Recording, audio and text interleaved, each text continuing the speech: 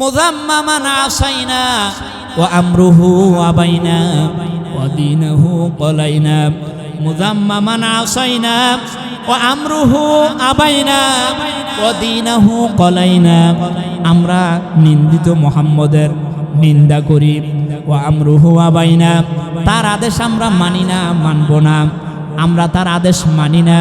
এবং পরবর্তীতে বলতো অদীনাহু কলাইনা, আমরা তার দ্বীনকে ঘৃণার সাথে প্রত্যাখ্যান করলাম। বলেন নাউজুবিল্লাহ।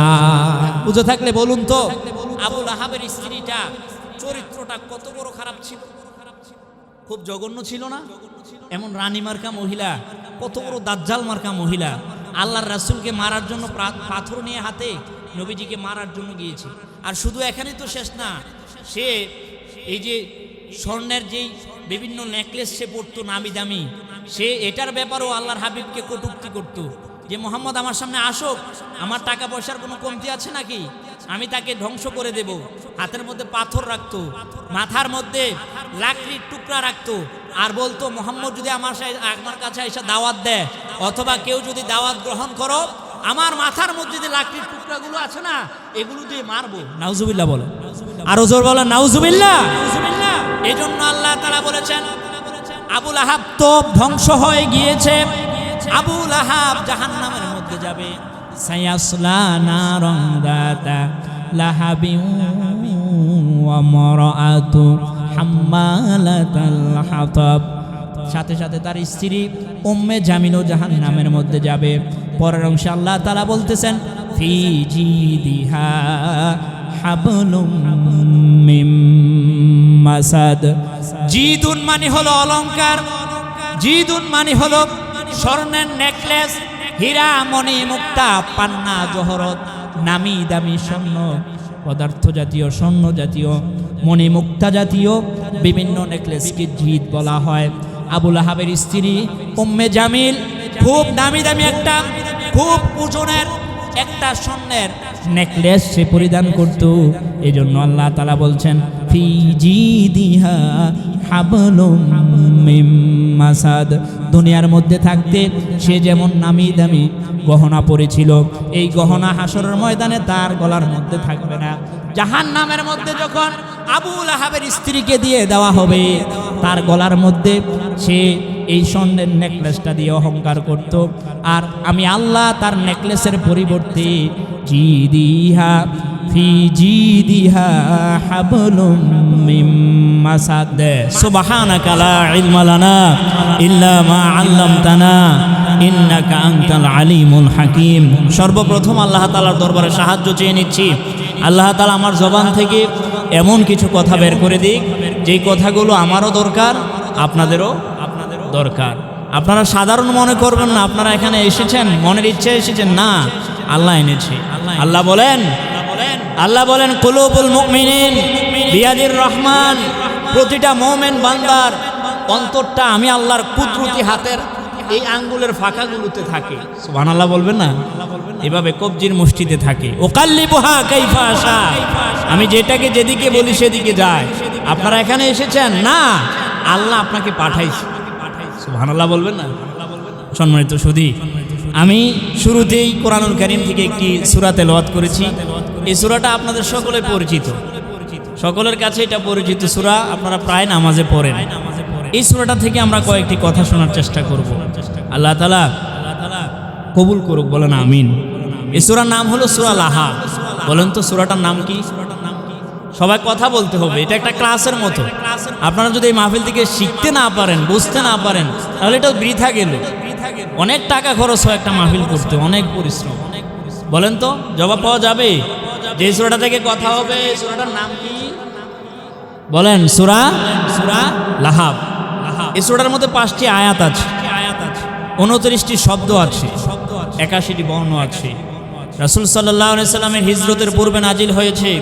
এই জন্য তাফসীরের ভাষায় এই সূরাটাকে মাক্কি সূরা বলা হয়। এই সূরাটা একজন লোককে কেন্দ্র করে নাজিল হয়েছে, যার নাম হলো আবু লাহাব। নবীজির আপন চাচা। আল্লাহর রাসূলের 9 জন আপন চাচা ছিল। বলেন তো কয়জন? 9 জন চাচার মধ্যে অনেকেই তো ঈমান আনে নাই, অনেক কাফেররা ঈমান আনে নাই। কিন্তু অন্য কাফেরদের ব্যাপারে একেবারে ডিরেক্টলি কোনো সূরা নাজিল আল্লাহ করেন নাই, কিন্তু আবু লাহাবের ব্যাপারে করেছে। কেন? আল্লাহর হাবিব কিবরিয়া নবী মুহাম্মদুর রাসূলুল্লাহ সাল্লাল্লাহু আলাইহি ওয়াসাল্লামের চাচারা, আপন চাচা ছিল 9 জন। এই 9 জন চাচা 3টা ভাগে ভাগ ছিল। আল্লাহর হাবিবের এক রকমের চাচা ছিল। আপন চাচার মধ্যে কিছু চাচা ছিল আল্লাহর হাবিবকে বিশ্বাস করেছে, ঈমান এনেছে, ঈমানের উপর ইন্তেকাল করেছে, যেমন হামজা এবং আব্বাস রাদিয়াল্লাহু তাআলা আনহুমা। আল্লাহর হাবিবের এমন কিছু চাচা ছিল যেই চাচারা আল্লাহর হাবিবকে সাহায্য করেছে, হেল্প করেছে, কিন্তু আল্লাহর হাবিবের উপর ঈমান আনে নাই, তাওহীদের স্বীকৃতি দেয় নাই। এমন চাচা আল্লাহর হাবিবের কিছু ছিল, যেমন আবু তালেব। আল্লাহর হাবিবের উপর ঈমান আনে নাই, কিন্তু নবীজিকে সাহায্য করেছে। 3 প্রকারে 3 নম্বরে হলো এমন কিছু চাচা আল্লাহর হাবিবের ছিল, যেই চাচারা আল্লাহর হাবিবের উপর ঈমানও আনে নাই, নবীজিকে সাহায্য করে নাই, বরঞ্চ সারাটা জীবন আল্লাহর হাবিবের বিরোধিতা করেছিল। যেমন আবু লাহাব। তার ব্যাপারে কেন সূরা নাজিল হলো? তাফসীরের মধ্যে এসেছে, মুহাদ্দিসিনে কেরাম, মুফাসসিরিনে কেরাম বর্ণনা করেছেন, তার কিছু বৈশিষ্ট্য ছিল, এমন কিছু কাজ সে করেছে যেই কাজ অন্য কাফেররা করতে সাহস পায় নাই। সে এমন কি কাজ করলো যাকে জাহান্নামী বলে স্বীকৃতি দিয়ে, সার্টিফিকেট দিয়ে আল্লাহ তাআলা সূরা নাজিল করলেন? ব্যাপারটা কি? 1 নম্বরে সে এমন কাজ করেছে, শুনুন। 1 নাম্বার হলো তার কার্যক্রমগুলোর মধ্যে 1 নাম্বার হলো আল্লাহর হাবিবের ছেলে কাসেম যখন দুনিয়া থেকে বিদায় নিয়েছিল, তখন তিনি মক্কার অলিগলিতে যাইয়া বলেছিল, বা তারা মুহাম্মদ সাল্লাল্লাহু আলাইহি ওয়াসাল্লাম লেজ কাটা হয়ে গিয়েছে, তার বংশে বাতি জ্বালানোর মতো কোনো মানুষ খুঁজে পাওয়া যাবে না। শুধু তাই নয়, হাসি তামাশা ঠাট্টা মস্করা করতে লাগলো, মক্কার অলি গলিতে যাইয়া আল্লাহর হাবিবের ব্যাপারে বদনাম ছড়াইতে লাগলো।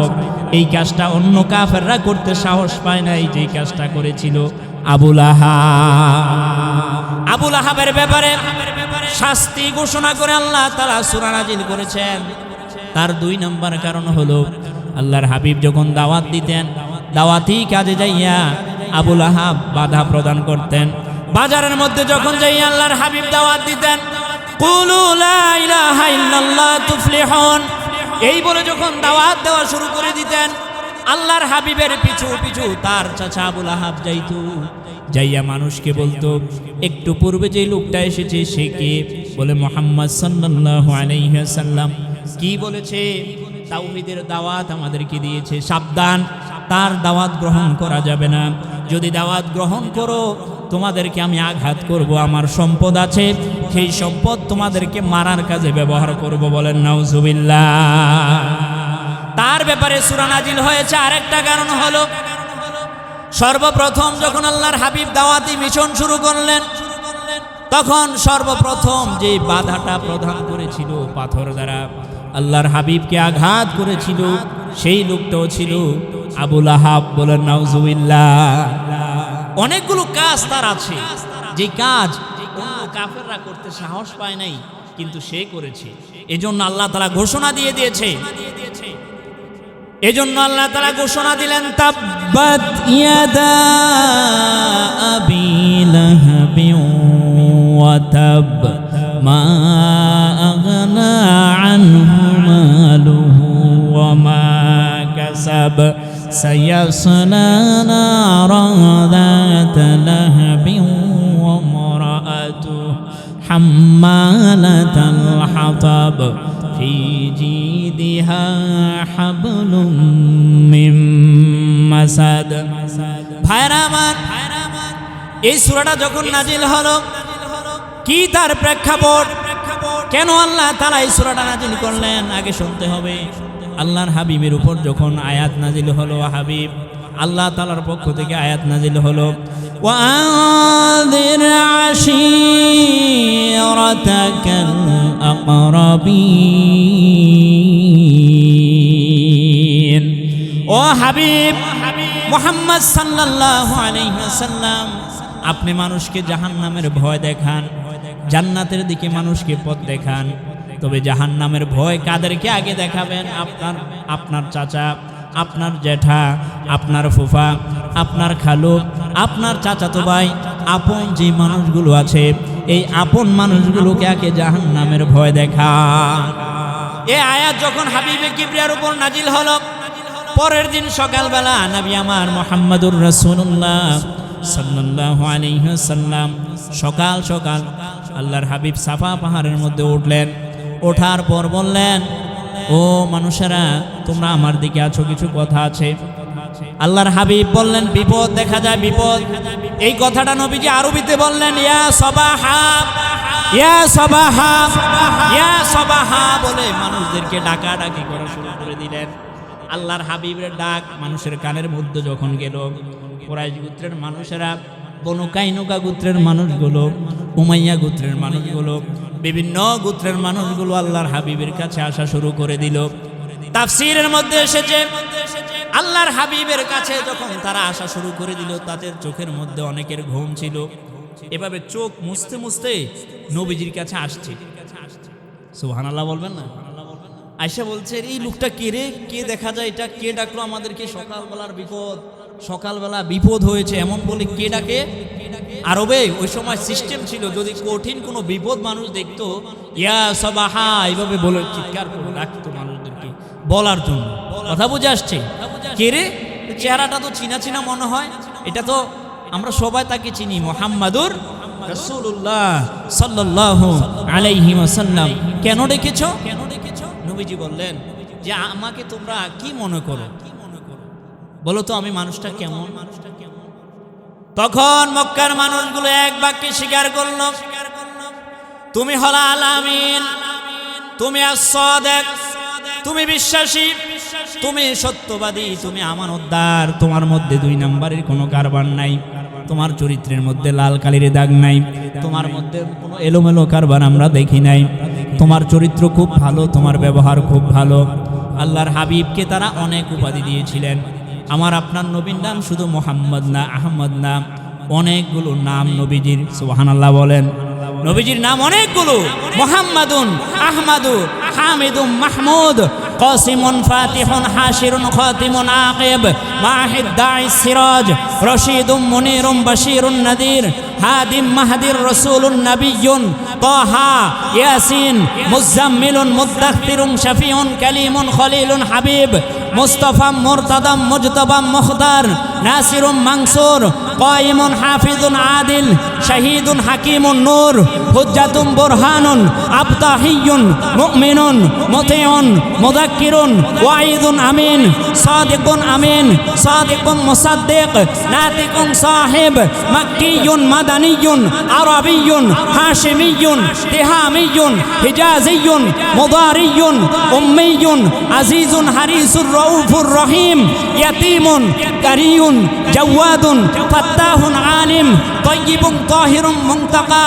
হাবিবুন, মুনতাকা, হাবিবুন, আওলা, ওয়া সাল্লাল্লাহু আলা খায়রি খালকিহি মুহাম্মাদিউ ওয়া আলিহি ওয়া আসহাবিহি আজমাইন। বলেন আল্লাহু আকবার। অনেকগুলো উপাধি নবীজির ছিল। আল্লাহর হাবিব যখন বললেন, তোমরা আমাকে কি নামে চিনো, আমি মানুষটা কেমন, তখন মক্কার মানুষগুলো এক বাক্যে স্বীকার করলো, তুমি as-সাদিক, তুমি আল আমিন, তুমি মুজাম্মিল, তুমি মুদ্দাসসির। অনেকগুলো উপাধি আমরা তোমাকে দিয়েছি, আল্লাহ তাআলা তো তোমাকে উপাধি দিয়েছে, অনেক ভালো মানুষ তুমি। আল্লাহর হাবিব এবার বললেন, তাহলে শোনো, আমি যদি বলি এই পাহাড়ের ওপাশে একদল সৈন্য দল দাঁড়িয়ে আছে, হাতে অস্ত্র নিয়ে দাঁড়িয়ে আছে, তোমাদেরকে পাকড়াও করার জন্য সুযোগ সন্ধান করছে, তোমরা কি বিশ্বাস করবা? মানুষগুলো বললেন, হ্যাঁ আমরা বিশ্বাস করব, কারণ তোমার মুখ থেকে কোনো দিন আমরা মিথ্যা কথা শুনি নাই।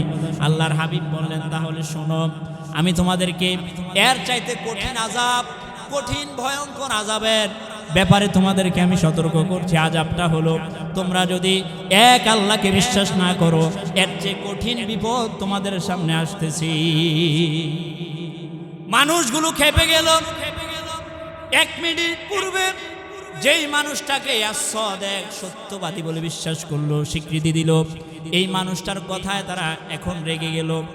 মানুষের চোখগুলো লাল হয়ে যাচ্ছে, তবে সবাই রাগটা দেখায় নাই। মানুষের মধ্যে কিন্তু মানুষ আছে যারা রাগ ওঠে কিন্তু রাগটা কন্ট্রোল করতে পারে, আবার কিছু মানুষ আছে সাথে সাথে রিয়াকশন।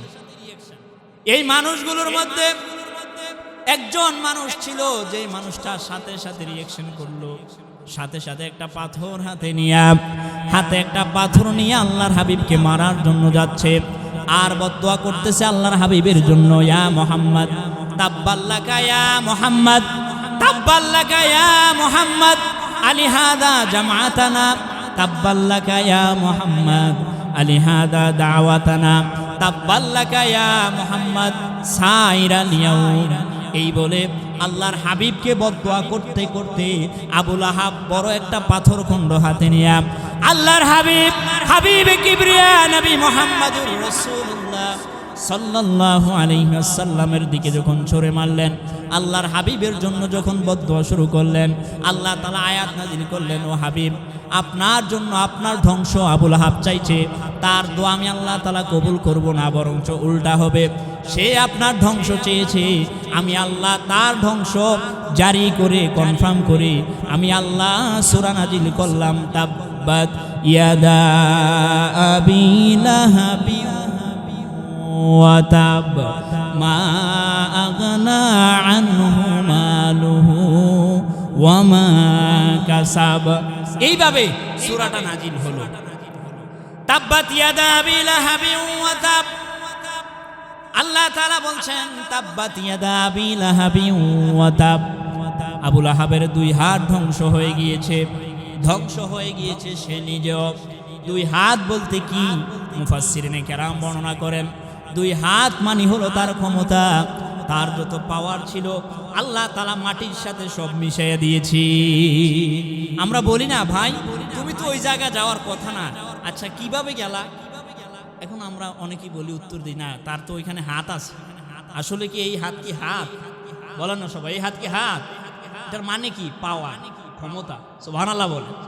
আল্লাহ তাআলা এই শব্দ ব্যবহার করেছেন। আল্লাহ বলতেছেন, তাব্বাত ইয়াদা আবি লাহাবি ওয়া তাব। ধ্বংস হয়ে গিয়েছে আবু লাহাবের 2 হাত, মানে হলো আবু লাহাবের সব ক্ষমতা আল্লাহ তাআলা মাটির সাথে মিশিয়ে দিয়েছি। কেমন ভাবে মিশিয়ে দিয়েছে? ধ্বংস কেমন ভাবে হলো? ভাইরা আমার, আবু লাহাব খুব ধনী মানুষ ছিলেন। তাফসীর ঘাটলে দেখা যায় আবু লাহাব সহ কুরাইশদের মধ্যে 4 জন মানুষ ছিল যাদের 1 কিন্তার পরিমাণ স্বর্ণ ছিল। বলেন আল্লাহু আকবার। 1 কিন্তার, এই হিসাবটা আপনারা বুঝবেন না, বর্তমানে হিসাবটা একটু বলি। 1 কিন্তার মানে হলো প্রায় 8 সের। 8 সের মানে হলো 8 সের স্বর্ণের মালিক ছিল সে। 8 সের মানে কি? 8 কেজি না, 8 কেজির মতোই এই হিসেবটা হলো 8 কেজি আর 8 সের একটু পার্থক্য আছে। 1 কেজি সমান সমান হলো 1000 গ্রাম, আর 1 সের সমান সমান হলো 993 গ্রাম, এরকম আর কি, একটু পার্থক্য আছে। হ্যাঁ, তো এই যে এত স্বর্ণের মালিক ছিল সে, অনেক সম্পদের মালিক ছিল। আবু জাহেলের মন্ত্রী পরিষদের ধর্মমন্ত্রী ছিল সে, অনেক টাকার মালিক ছিল। আল্লাহ তাআলা আয়াত নাজিল করলেন, সে ধ্বংস হয়ে গেছে। তার ধ্বংসটা কিভাবে হলো? আল্লাহ তাআলা এই আয়াত যখন নাজিল করলেন, কিছুদিন পরেই বদরের যুদ্ধ শুরু হলো। বদরের যুদ্ধ যখন শুরু হলো, বদরের যুদ্ধের মধ্যে আবু লাহাব যায় নাই। যদিও না গিয়েছে, খবর পাইল বদরের যুদ্ধের মধ্যে বড় বড় নেতারা দুনিয়া থেকে বিদায় নিয়ে চলে গেছে। তার ভিতরের মধ্যে ভয় সৃষ্টি হলো, কম্পন সৃষ্টি হলো, হায় রে আমার যে কি হয়। এই ভয়ের কারণে তার মধ্যে একটা রোগ দেখা দিল। আসলে প্রকৃতপক্ষে রোগটা দিয়েছে কে? গলার মধ্যে, তাফসীরের মধ্যে এসেছে আবু লাহাবের গলার মধ্যে একটা প্লেগ রোগ দেখা দিল। ছোট্ট হালকা গামাছির মতো, ঠোসার মতো পড়ল। আস্তে আস্তে করে এটা পচতে শুরু করলো, আস্তে আস্তে বাড়তে শুরু করলো। এটা আস্তে আস্তে করে উপরের দিকে যায়, নিচের দিকে যায়। কয়েকদিনের ব্যবধানে আবু লাহাবের সমস্ত শরীরের মধ্যে সেটা ছড়ায়া পড়ে পচন ধরা শুরু করলো। ভাইয়েরা আমার, গভীর মনোযোগ। আল্লাহর রাসূলকে কষ্ট দিলে কি পরিণাম হয়? আল্লাহ তাআলাকে কষ্ট দিলে, আল্লাহর দ্বীনের বিরুদ্ধে গেলে, নবীজির দাওয়াতের বিরুদ্ধে গেলে, আলেম ওলামার বিপক্ষে গেলে কি রেজাল্ট হয় একটু শুনুন। আল্লাহর রাসূল সাল্লাল্লাহু আলাইহি ওয়াসাল্লামের জন্য আবু লাহাব বদদুয়া করেছিল। আল্লাহ তাআলা তার বদদুয়া তার দিকে ফিরিয়ে দিয়ে তার ধ্বংস কামনা করলেন। তার ফাইনাল করে তার আযাবের ব্যবস্থাটা আল্লাহ তাআলা শোনায় দিলেন, কেমন আযাব হবে। প্রথম আয়াতের মধ্যে আল্লাহ তাআলা বললেন সে ধ্বংস হয়ে গিয়েছে। ধ্বংস হয়ে যাওয়ার অর্থ হলো তার শরীরের মধ্যে যখন পচন ধরা শুরু করলো, পরিবারের মধ্যে তার 5 জন ছেলে ছিল, স্ত্রীও খুব সুন্দরী ছিল, উম্মে জামিল যার উপাধি ছিল। স্ত্রী এবং সন্তানেরা মিলে পরামর্শ করলো, তাই মানুষটা যদি ঘরের মধ্যে থাকে, তার হাতে যদি আমাদের হাত লাগে, তার শরীরের মধ্যে যদি আমাদের শরীর লাগে, আমাদের শরীরের মধ্যে পচা ভাইরাস আক্রান্ত হওয়ার সম্ভাবনা আছে, তাকে এখানে রাখা যাবে না। পরিবারের সবার সিদ্ধান্তক্রমে তাকে পাঠিয়ে দেওয়ার সিদ্ধান্ত হলো দূর পাহাড়ের দিকে। কে নিয়ে যাবে? কেউ রাজি হয় না, কারণ শরীরের মধ্যে পচা দুর্গন্ধ। বলেন নাউজুবিল্লাহ। চিৎকার মেরে বলুন আল্লাহু আকবার। কারবারটা করতেছে কি? আরো জোরে বলেন না, কারবারটা করতেছে কি? আল্লাহ তাআলা বললেন ধ্বংস। ধ্বংস কথার অর্থ কি? কেমন ভাবে ধ্বংস হচ্ছে দেখুন একবার। এবার এই পচা, আদা পচা আদা সুস্থ এই মানুষটাকে কে পাহাড়ের দিকে নিয়ে যাবে? কেউ রাজি হয় না। পরিবারের কেউ তো রাজি হয় না, টাকার মাধ্যমে কেউ রাজি হচ্ছে না। হাবশী দেশ থেকে কিছু গোলাম ভাড়া করা হলো, তাদেরকে কিছু টাকার মাধ্যমে বলা হলো তাকে তুমি নিয়ে দিয়ে আসো। এই মানুষগুলো কিভাবে দিয়ে আসবে? তার শরীরের মধ্যে তো ধরা যায় না। কোন রকম একটা তাফসীরের মধ্যে এসেছে, একটা কোন রকম বস্তার মধ্যে পেঁচায়া এই আবু লাহাবকে বস্তার মধ্যে পেঁচায়া রশি দ্বারা বেঁধে, এই বস্তার একটা মুখের মধ্যে রশি দিয়া বেঁধে উটের গলার মধ্যে ঝুলাইয়া দেওয়া হলো। উট সামনের দিকে যাচ্ছে, অনেক দূর নিয়ে আবু লাহাবকে রেখে দেওয়া হলো। আবু লাহাব 1 দিন 2 দিন 3 দিন কয়েকদিন পর আস্তে আস্তে পচন বাড়তে শুরু করলো। এই মানুষটার শরীরের মধ্যে যে গোশতগুলো ছিল, গোশতগুলো খসে খসে নিচে পড়তে থাকলো। বলেন আল্লাহু আকবার। চিৎকার মেরে বলেন আল্লাহু আকবার। এই মানুষটা ছটফট করতে করতে করতে করতে একদিন মারা গেল। 1 দিন 2 দিন 3 দিন হয়ে গেল, লাশ এখানে পড়ে আছে। কেউ তাকে সরাইয়া নেওয়ার জন্য রাজি হয় না। কে তাকে দাফন করবে, কে মাটিতে চাপা দেবে, কেউ রাজি হয় না। পরিবার পরিজন কেউ রাজি হয় না। পরবর্তীতে হাবশী দেশ থেকে কিছু মানুষ টাকার মাধ্যমে ভাড়া করে তার দেহটা কোনো রকম পুঁতে ফেলা হলো। তাফসীরের মধ্যে এসেছে যেই মানুষগুলো তাকে পুঁতে ফেলার জন্য গিয়েছিল তারা নিজ হাতে ধরে নাই, লাঠি দ্বারা আঘাত করে করে কোন রকম একটা গর্ত করে গর্তের মধ্যে তাকে জাফা কবর দিল। আল্লাহু আকবার বলেন। কারবারটা করছে কি? বলেন না, কারবারটা করছে কি? এই মানুষটার ধ্বংস চেয়েছিল কার? নবী মুহাম্মদুর রাসূলুল্লাহ সাল্লাল্লাহু আলাইহি ওয়াসাল্লামের। তিনার ধ্বংস চেয়েছিল, ধ্বংস তার হয়েছে। সমস্ত প্ল্যানটা কে করে? বলেন। আবু লাহাব ধ্বংস চেয়েছে নবীজির, আর আল্লাহ ধ্বংস চেয়েছে আবু লাহাবের। এখন বাস্তবায়ন হবে কারটা? বলেন সবাই, বাস্তবায়ন হবে কারটা? পরের আয়াতের মধ্যে আল্লাহ তাআলা বলছেন মা আগনা আনহু মালুহু ওয়া মা কাসাব। সে যা অর্জন করেছে, তার সম্পদ, সে যা অর্জন করেছে, তার ছেলে মেয়ে। হাদিসের মধ্যে ছেলে মেয়েকেও সম্পদ বলা হয়েছে। তার সম্পদ, তার ছেলে মেয়ে, তার স্ত্রী, পরিবার পরিজন, কোনো কিছু তার কাজে আসে নাই। এর অর্থটা তো আপনারাই উপলব্ধি করলেন। সে যখন পচে গেলে তার দেহ থেকে যখন গোশতগুলো খসে খসে পড়তে শুরু করলো, কোনো মানুষ তার কাছে যায় নাই, তার বিবি যায় নাই, তার ছেলে যায় নাই, তার সম্পদ তার কোনো কাজে আসে নাই। বলেন আল্লাহু আকবার। তার সম্পদ কোনো কাজে আসে নাই। নবীজি যখন তাকে দাওয়াত দিত, চাচা চাচা আপনি একটু কালেমাটা পড়েন না, চাচা আল্লাহর দ্বীনের দিকে একটু ফিরে আসুন, তখন সে কি বলতো জানেন? সে বলতো হায় রে, তুমি বুঝি এরকম ভয় আমাকে দেখাও? আমার তো অনেক টাকা আছে, আমি প্রায় 800 স্বর্ণের মালিক, অনেক সম্পদশালী আমি, আমার টাকা পয়সার কোনো কমতি আছে রে? যাও যদি এগুলো তো আমি বিশ্বাস করি না পরকাল, তবে যদিও হয় টাকা দিয়ে ম্যানেজ করে নেব। নাউজুবিল্লাহ বলেন, আরো জোরে বলেন নাউজুবিল্লাহ। বর্তমান সভ্যতাও দেখা যায়, বর্তমান সমাজও এরকম দেখা যায়, টাকার পাওয়ার দেখায়, ক্ষমতার পাওয়ার দেখায়, ছেলের পাওয়ার, মেয়ের পাওয়ার, জামাতা বিদেশ, ছেলে লন্ডন, ছেলে ইটালি, মেয়েটা জাপান, ক্ষমতার বড়াই দেখায়। এই ক্ষমতার বড়াই আল্লাহর কাছে চায়রানা পয়সার কোনো দাম। আবু লাহাবের ব্যাপারে আল্লাহ তাআলা বললেন, মা আগনা আনহু মালুহু ওয়া মা কাসাব, সে যা অর্জন করেছে, তার সম্পদ, তার টাকা, তার পয়সা, তার 8 কেজি স্বর্ণ, তার পরিবার পরিজন, তার বিবি, কোনো কিছু তার কাজে আসে নাই। কারণ আমি আল্লাহ যখন ধরবো কঠিনভাবে ধরবো। আল্লাহর ধরা কঠিন। পরের আয়াতের মধ্যে আল্লাহ তাআলা বলছেন, সায়াসলা নারান যাতা লাহাবিন ওয়া মারাআতু, অচিরেই অবশ্যই আবু লাহাব এবং তার স্ত্রী জাহান্নামের উত্তপ্ত লেলিহান শিখার মধ্যে নিক্ষিপ্ত হবে। বলেন নাউজুবিল্লাহ। আবু লাহাব তো জাহান্নামে যাবেই, তার স্ত্রীও যাবে। এবার স্ত্রী কেন যাবে? হাম্মালাতাল হাতাব, সে ছিল কাঠ বহনকারিনী। এখন তার দোষটা কি? এই মহিলাটা খুব খারাপ ছিল, আল্লাহর হাবিবকে কষ্ট দিত, বচন দ্বারা, মুখের কথার দ্বারা, কবিতা বানায় বানায়া মক্কার অলিগলিতে বলতো। নাউজুবিল্লাহ বলবেন না? এই মহিলাটা কত বড় খারাপ মহিলা ছিল।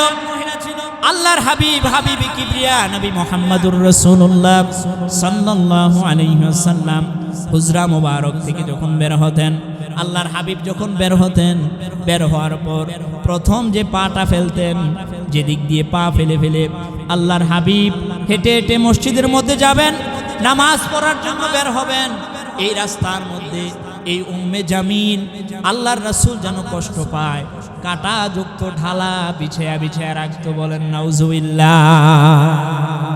সে ছিল Umme Jamil, the mother of the beauty, সুন্দরীদের মা যাকে বলা হয়। মক্কার মধ্যে খুব সুন্দরী সে ছিল। একদিকে আবু লাহাব খুব সৌন্দর্য ছিল, কুরাইশ বংশের বড় ছেলে, আর ওই দিক থেকে উমাইয়া গোত্রের বড় মেয়ে হলো উম্মে জামিল।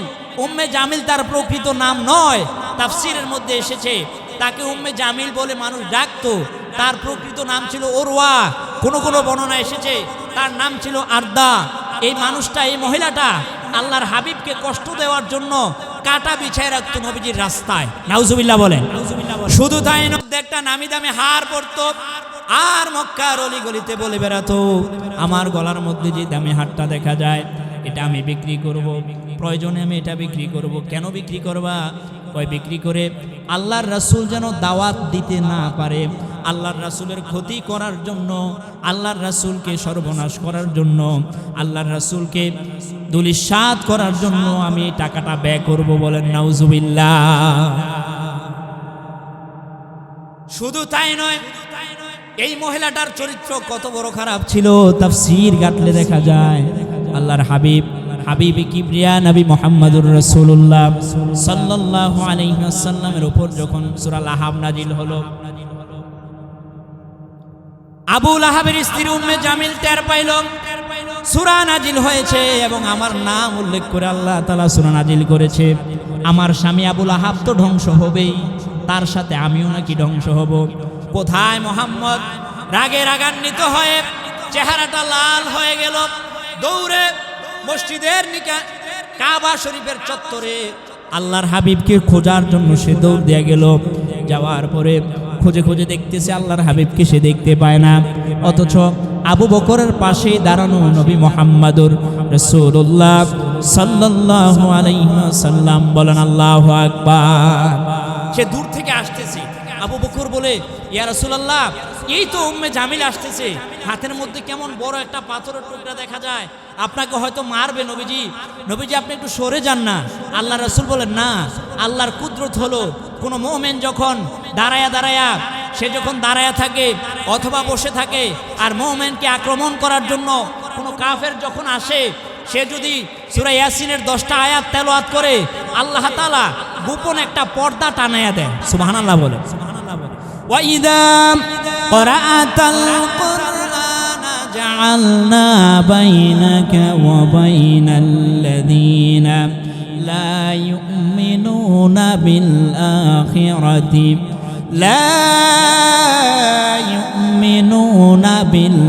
আখিরাতি হিজাবাম মাসতুরা। আল্লাহ বলেন কোন মুমিন যখন বিপদের মধ্যে পড়ে যায়, আমি আল্লাহকে যখন স্মরণ করে সূরা ইয়াসিনের 10টা আয়াত যখন তেলাওয়াত করা শুরু করে দেয়, হিজাবাম মাসতুরা, দুজনের মাঝে আমি আল্লাহ তাআলা গোপন পর্দা টানায় দেই। বলেন সুবহানাল্লাহ। আবু বকর বলে, আরে আমি নবীজিরে দেখতেছি, এখানেই তো নবীজি দাঁড়ায় আছে, কিন্তু উম্মে জামিল দেখে না। এই কারবারটা কে করছে বলেন তো দেখি, বলেন না এই কারবারটা কে করছে? নবীজি বলেন, আবু বকর তুমি টেনশন করো না, সে আমাকে দেখবে না তো। এখন আবু বকরকে এসে জিজ্ঞাসা করতেছে, আবু বকর তোমার সাথে যে লোকটা থাকে মুহাম্মদ, তার উপর নাকি ওহী নাজিল হয়েছে সূরা আল-আহব, আমিও নাকি ধ্বংস হব, আমার স্বামীও নাকি ধ্বংস হয়ে গিয়েছে, সে কোথায়? তো এখন আবু বকর কি নবীজি কোথায় এটা বলবে? বলেন না সবাই, বলবে? নবীজি কিন্তু সে জানার চাইতে আরো বেশি ভালোবাসে। শোনেন, একদিন আবু বকর, উসমান, আলী, নবীজি বসে আছে গোল হয়ে। আবু বকর বলে, ইয়া রাসূলুল্লাহ, আমার মনের মধ্যে 3টা কথা জেগেছে। পৃথিবীতে হুব্বিবা ইলাইয়া মিনাদ দুনিয়া খালাস, 3টা জিনিস পৃথিবীতে আমার কাছে সবচেয়ে ভালো লাগে। আবু বকর বলেন, ইয়া রাসূলুল্লাহ, ইয়া হাবিবাল্লাহ, আপনি যদি অনুমতি দেন আমি বলবো পৃথিবীতে 3টা জিনিস আমার কাছে খুব ভালো লাগে, খুব পছন্দ।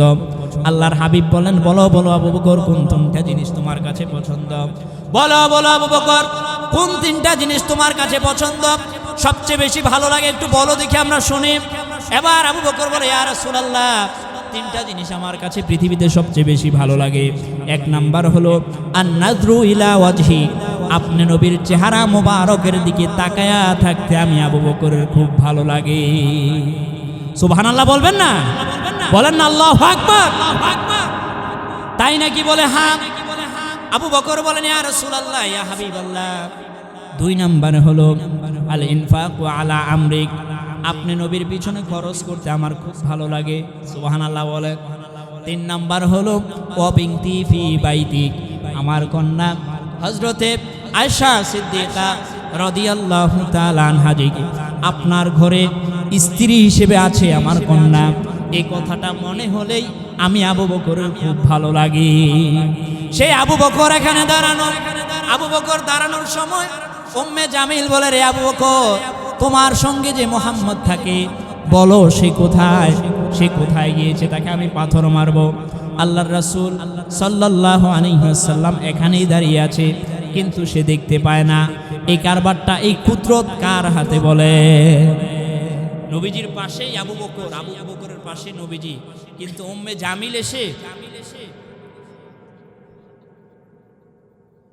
জামিল এসে নবীজিকে দেখতে পায় না। কারণ হলো হিজাবাম মাসতুরা, যখন মুমিন বিপদে পড়ে যায়, সূরা ইয়াসিন থেকে যখন তেলাওয়াত করা শুরু করে দেয়, এই ইয়াসিনের বদৌলতে আল্লাহর কুদরতি ইশারায় একটা পর্দা মুমিন এবং কাফেরের মাঝে আল্লাহ তাআলা ফালাইয়া দেয়, ফলে কাফের এসে মুমিনকে দেখতে পায় না। সুবহানাল্লাহ বলবেন না? এই মহিলাটা আল্লাহর হাবিবকে বিভিন্নভাবে কষ্ট দিয়েছে। চিন্তা করে দেখুন বিষয়টা কত মারাত্মক, কত ভয়াবহ, কত মর্মান্তিক। একজন মহিলা হাতে পাথর নিয়া আমার আপনার কলিজার টুকরা নবী মুহাম্মদুর রাসূলুল্লাহ সাল্লাল্লাহু আলাইহি ওয়াসাল্লামকে মারার জন্য গিয়েছে। এবার বুঝে থাকতে বলুন তো মহিলাটা কত বড় খারাপ, কত বড় জঘন্যতম একজন মহিলা। শুধু তাই নয়, এই মহিলাটা খুব মেধাবী ছিল, কবিতা জানতো, আরবি কবিতা, আরবি ভাষায় কবিতা বানায়া বানায়া আল্লাহর হাবিবের বিরুদ্ধে কবিতা বানাইতো। বানায়া বানায়া মক্কার অলি গলিতে ঘুরে ঘুরে এই মহিলাটা কবিতা বলে বলে মানুষকে আল্লাহর হাবিব থেকে দূরে থাকা রাখার চেষ্টা করতো। বলেন নাউজুবিল্লাহ। তাফসীরের মধ্যে এসেছে সে কেমন কবিতা বলতো নবীজির বিরুদ্ধে। মুযাম্মামান আসাইনা, মুযাম্মামান আসাইনা ওয়া আমরুহু আবাইনা ওয়া দীনুহু কলাইনা, মুযাম্মামান আসাইনা ওয়া আমরুহু আবাইনা ওয়া দীনাহু কলাইনা। আমরা নিন্দিত মুহাম্মদের নিন্দা করি। ওয়া আমরুহু আবাইনা, তার আদেশ আমরা মানি না, মানব না, আমরা তার আদেশ মানি না। এবং পরবর্তীতে বলতো অদীনাহু কলাইনা, আমরা তার দ্বীনকে ঘৃণার সাথে প্রত্যাখ্যান করলাম। বলেন নাউজুবিল্লাহ। আচ্ছা, এবার বলে বুঝে থাকলে বলুন তো, আবু লাহাবের স্ত্রীটা চরিত্রটা কত বড় খারাপ ছিল? খুব জঘন্য ছিল না? এমন রানী মার্কা মহিলা, কত বড় দাজ্জাল মার্কা মহিলা, আল্লাহর রাসূলকে মারার জন্য পাথর নিয়ে হাতে নবীজিকে মারার জন্য গিয়েছে। আর শুধু এখানেই তো শেষ না, সে এই যে স্বর্ণের যেই বিভিন্ন নেকলেস সে পরতো নামি দামি, সে এটার ব্যাপারেও আল্লাহর হাবিবকে কটূক্তি করতো যে মোহাম্মদ আমার সামনে আসুক, আমার টাকা পয়সার কোনো কমতি আছে নাকি, আমি তাকে ধ্বংস করে দেব। হাতের মধ্যে পাথর রাখতো, মাথার মধ্যে লাকড়ির টুকরা রাখতো, আর বলতো মোহাম্মদ যদি আমার কাছে এসে দাওয়াত দেয়, অথবা কেউ যদি দাওয়াত গ্রহণ করো, আমার মাথার মধ্যে যে লাকড়ির টুকরাগুলো আছে না, এগুলো দিয়ে মারবো। নাউজুবিল্লাহ বলে, আরো জোর বলে নাউজুবিল্লাহ। এই জন্য আল্লাহ তাআলা বলেছেন আবু লাহাব তো ধ্বংস হয়ে গিয়েছে, আবু লাহাব জাহান্নামের মধ্যে যাবে। সায়াসলা নারন যাতা লাহাবিন ওয়া মারাআতু হাম্মালাতাল হাতাব। সাথে সাথে তার স্ত্রী উম্মে জামিলও জাহান্নামের মধ্যে যাবে। পরের অংশে আল্লাহ তাআলা বলতেছেন ফি জিদিহা হাবলুম মিন মাসাদ।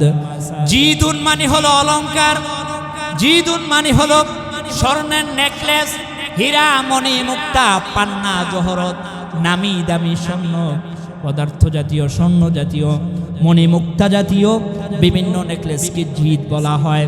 আবু লাহাবের স্ত্রী উম্মে জামিল খুব দামি দামি একটা, খুব ওজনের একটা স্বর্ণের নেকলেস সে পরিধান করত। এই জন্য আল্লাহ তাআলা বলছেন ফি জিদিহা হাবলুম মিন মাসাদ। দুনিয়ার মধ্যে থাকতে সে যেমন নামি দামি গহনা পরেছিল, এই গহনা হাসরের ময়দানে তার গলার মধ্যে থাকবে না। জাহান্নামের মধ্যে যখন আবু লাহাবের স্ত্রীকে দিয়ে দেওয়া হবে, তার গলার মধ্যে সে এই স্বর্ণের নেকলেসটা দিয়ে অহংকার করত। আর আমি আল্লাহ তার নেকলেসের পরিবর্তে জিদিহা ফি জিদিহা হাবলুম মিন মাসাদ, মাসাদ ধরনের একটা রশি। মাসাদ বলা হয় কাকে? সময় স্বল্প, আমি স্কিপ করছি, অনেক কথা ছিল, শেষ করে দিচ্ছি। দেখেন, মাসাদ বলা হয় কেমন রশিকে? আরবের মধ্যে এই খেজুর গাছের চিকন চিকন খেজুর গাছ থেকে চিকন চিকন যে এগুলো আসে না সুতার মতো, এগুলো দ্বারা ভিজাইয়া আরবের মানুষেরা কয়েকদিন ভিজাইয়া এগুলোকে পাকায় পাকায় শক্ত রশি বানাইতো। এই রশিকে বলা হয় মাসাদ। আল্লাহ তাআলা বলছে, আবার তাফসীরকারক বর্ণনা করছে যে না, এর অর্থ এমনও হতে পারে এই আবু লাহাবের স্ত্রী উম্মে জামিল যে নামি দামি গহনা পরতো, গহনার পরিবর্তে আল্লাহ তাআলা তাকে আগুনের শিকল গলার মধ্যে লাগায়া লটকায় রাখবো। লটকানোর পরে নিজ দিক থেকে জাহান্নামের আগুনের তাপ দেওয়া হবে, যেন তার আযাবটা ভিন্ন হয়। কারণ সে ভিন্নভাবে অনেক কটূক্তি করেছে আল্লাহর হাবিবের দুনিয়াতে থাকতে। নবী মুহাম্মদুর রাসূলুল্লাহ সাল্লাল্লাহু আলাইহি ওয়াসাল্লামকে বিভিন্নভাবে, বিভিন্ন ভাষায়, বিভিন্ন প্রক্রিয়ায়, বিভিন্ন পদক্ষেপ গ্রহণ করেছে আল্লাহর হাবিবকে কষ্ট দেওয়ার জন্য। এজন্য তার সাজাটাও বিভিন্ন রকমের হবে, স্বাভাবিক হবে না। তার গলার মধ্যে মাসাদ ধরনের একটা রশি লাগায়া, শক্ত পেঁচায়া এই রশি তার গলার মধ্যে লাগায়া ঝুলায় রাখা হবে। ঝুলানোর পর তাকে যখন লটকায় রাখা হবে, নিচের দিক থেকে জাহান্নামের আযাবের তাপ তাকে দেওয়া হবে, যেন সে এই শাস্তি ভোগ করতে পারে। বলেন আল্লাহু আকবার, আল্লাহু আকবার। ভাইরা আমার, এই সূরা থেকে আমরা কি শিখলাম? এই সূরা লাহাব থেকে আমরা কি জানতে পারলাম? প্রকৃত মেসেজ হলো, যারা আল্লাহর রাসূলের বিরুদ্ধে বিরুদ্ধাচরণ করে, আল্লাহর বিরুদ্ধে যারা কথা বলে, দ্বীনের বিরুদ্ধে যারা কথা বলে, দ্বীনের পক্ষে যারা থাকতে চায় তাদের বিরুদ্ধে যারা কথা বলে, ঠিক আবু লাহাবের যেই পরিদশা হয়েছিল, পরিণতি হয়েছিল, ঠিক আবু লাহাবের মতো বর্তমানেও এমনটা হবে। বলেন ঠিক কিনা? ঠিক এমনটাই হবে। যারা এই আল্লাহর রাসূল সাল্লাল্লাহু আলাইহি সাল্লামকে কষ্ট দিয়েছে, তাদের রেজাল্টটা কত ভয়ঙ্কর দেখছেন। আবু লাহাব পচে পচে তার দেহ থেকে ওই গোশতের টুকরাগুলো এভাবে খসে খসে পড়েছে, কিন্তু তাকে ধরার মতো কোনো মানুষ নাই। অথচ তার 5 ছেলে ছিল, তার 5 জন ছেলে ছিল, স্ত্রীও ছিল মক্কার মধ্যে খুব সুন্দরী, কিন্তু কাছেও যায় নাই। তার পরিণতি কেমন হয়েছে? তার স্ত্রী নবীজিকে কষ্ট দিয়েছিল, তার পরিণতি কেমন হয়েছে? আল্লাহ তাআলা বলছেন শক্ত রশি তার গলার মধ্যে ঝুলাইয়া তাকে এইভাবে লটকায় রাখা হবে। লটকানোর পরে নিচের দিক থেকে তাকে জাহান্নামের তাপ দেওয়া হবে। নাউজুবিল্লাহ বলবেন না? আল্লাহ আমাদেরকে এই আলোচনা থেকে শিক্ষা গ্রহণ করে আমরা যেন এমন কোনো কার্যক্রম না করি, আমরা যেন এমন কোনো পদক্ষেপ না নেই যেটা আল্লাহর বিরুদ্ধে চলে যায়, যেই পদক্ষেপ নবীজির বিরুদ্ধে চলে যায়, যেই পদক্ষেপ ইসলামের বিরুদ্ধে চলে যায়, যেই পদক্ষেপটা আলেম ওলামার বিরুদ্ধে চলে যায়, এমন কোনো পদক্ষেপ যেন আমরা না নেই। কারণ আল্লাহ তাআলা ঘোষণা করে দিছে এই কোরআনটা কি শুধু ওই সময়ের জন্য না এখনো? বলেন, এই কোরআনটা এখনো আছে না? বলেন সবাই, আছে না? ঠিক এমন পরিণতি হবে যারা আবু লাহাবের উত্তরসূরি হয়ে আলেম ওলামার বিরুদ্ধে কটূক্তি করে আলেম ওলামাকে কষ্ট দেয়, দ্বীনের ধারক বাহকদেরকে ঘর ছাড়া বাড়ি ছাড়া করে, যাদেরকে অপমান করে, যারা হেস্তনেস্ত করে, যারা দ্বীনের পথে থাকাকে এলোমেলো মনে করে, দ্বীনের পথে যারা থাকে তাদেরকে যারা অন্যরকম চোখে দেখে, এই মানুষগুলোর পরিণতিও এমন হবে যেমন পরিণতি হয়েছিল আবু লাহাবের। ঠিক আছে কথা? আল্লাহ কবুল করুক, বলেন আমিন। আমাদেরকে আল্লাহ তাআলা এই আলোচনা থেকে শিক্ষা গ্রহণ করে আমরা যেন প্রকৃত মুমিনের কাতারে নিজের নামটাকে আনতে পারি, আল্লাহ তাআলা কবুল করুক, বলেন আমিন। আমি আপনাদের এলাকারই সন্তান, আমি এখানে এসেছি দোয়ার জন্য। আমার উস্তাদ কিছুক্ষণ পূর্বে কথা বলেছিল, খুব সুন্দর, মনে চায় যেন শুনি বসে বসে, ঠিক না? তাদের কাছ থেকে আমি শিখেছি, তারা আমাদের জন্য দোয়া করছে। আল্লাহ তাআলা আমার সমস্ত উস্তাদদেরকে কবুল করুক, বলেন আমিন, বলেন আমিন। আলী আশরাফ কুটুমপুরি সাহেব, তিনিও মুহতারাম আমার উস্তাদ। আল্লাহ সমস্ত উস্তাদদেরকে নেক হায়াতে তৈয়বা দান করুক, বলেন আমিন। যতগুলো কথা বললাম, যেই ভুলগুলো হয়েছে আমার পক্ষ থেকে হয়েছে, যেই সঠিক কথাগুলো সেটা আল্লাহর পক্ষ থেকে হয়েছে। মানতে রাজি আছি তো আমরা? বলেন মানতে রাজি আছি? আল্লাহ কবুল করুক আমাদেরকে, বলেন আমিন। আমরা যেন প্রকৃত মুমিন হতে পারি, আবু লাহাবের উত্তরসূরি যেন আমরা না হই, ভালো ভালো কাজের যেন আমরা প্রতিযোগিতা করি। আমার জন্য দোয়া করবেন। কোনো ভুল বেয়াদবি করে থাকলে, বলে থাকলে আমি ক্ষমা চাই, ক্ষমা সুন্দর দৃষ্টিতে দেখবেন। যতটুকু বলেছি আল্লাহর কালাম থেকে বলার চেষ্টা করেছি, সূরা লাহাব থেকে বলার চেষ্টা করেছি। আল্লাহ তাআলা আমাদের এই কথা কবুল করুক, বলেন আমিন।